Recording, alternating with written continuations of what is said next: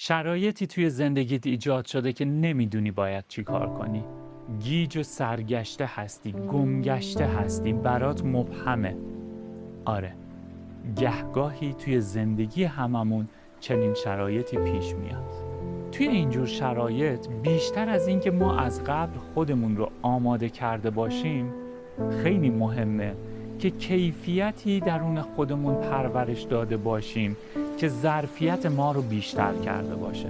فارغ از اینکه موضوعی که باهاش دست و پنجه نرم میکنیم چی هست، اگر ظرفیت درونی ما بیشتر باشه، مسائل رو بهتر میبینیم، بهتر پردازش میکنیم و بهتر میتونیم تصمیم بگیریم.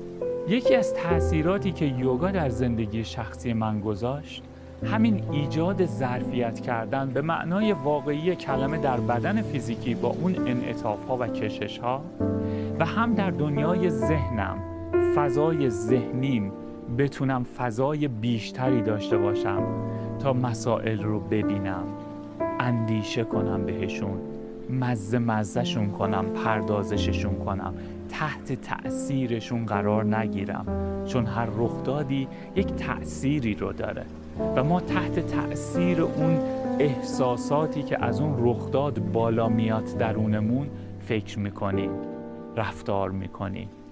اگر ظرفیت ما بیشتر شده باشه، تأثیرات اون رخداد کمتر میشه. به معنای بی احساسی نیست، بلکه به معنای فرهنگمند شدن، شعورمند شدن ذهنمونه. تحت تأثیر اون نوسانات ذهنمون دیگه قرار نمیگیریم.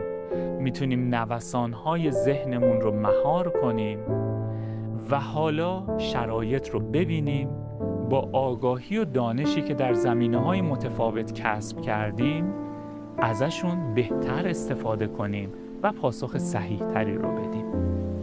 یوگا فضا ایجاد میکنه، ظرفیت ایجاد میکنه تا بتونیم با آرامش خاطر بیشتری به شرایط و رخدادهای اطرافمون پاسخ بدیم.